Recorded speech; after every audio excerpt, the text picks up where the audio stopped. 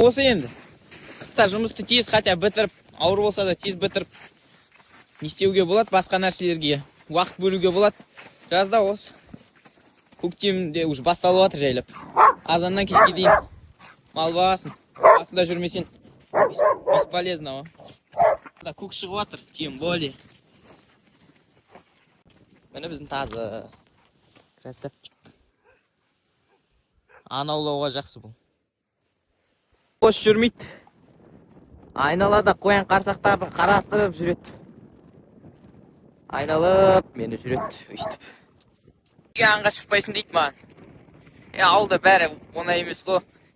Өзінің осындай хозяйствоны жүргізу үшін аңға шығуға жағдай жоқ қой бізде.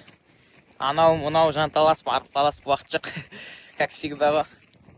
Шығар едім айтпайсы. Не үшін улаймыз? Тым жақсы. Бұлай да өсетін малдарды. Керемет. Бостан-босқа улап өзімізді улаймыз және де. Кім біздің етіміз жеп жатса, бәрін улап бостан-босқа сорғыламыз. Нәп нормально шықты. Бірінші күн осы.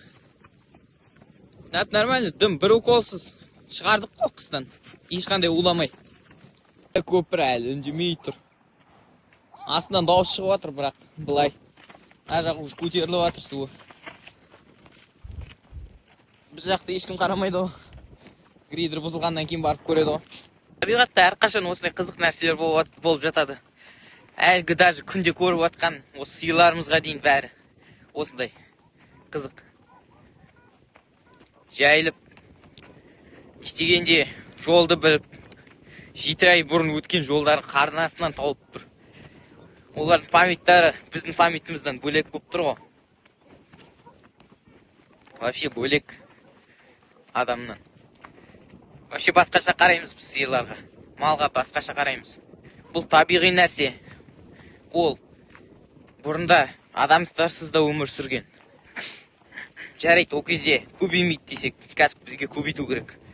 Енді біз екпейміз десек, бұрында қазақ ата-бабаларымыз екпеген ғой. Ексе бір жөн. Ол кезде вообще ивермектин, осы кортизол, майлар, анау-мынау болмайтын еді ғой. Олар бірдеме қылып жүрген ғой. Осы жолмен мен соңғы рет 7 ай бұрын өткен. Бұлар бұл жолды точно біліп тұр ғой. Ана басындағылары болады, ақылдылары.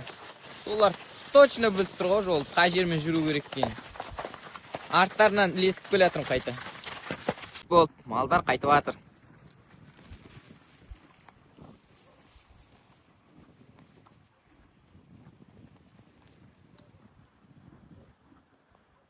Тағы бір кіргізгенде шөп саламыз. Азанда шығарайын деп жатқанда да шөп саламыз. Чтоб әзірге қазір жетпейді ғой. Шөп далада ондай нашар. Сол үшін біз манада шөп салып тұрамыз.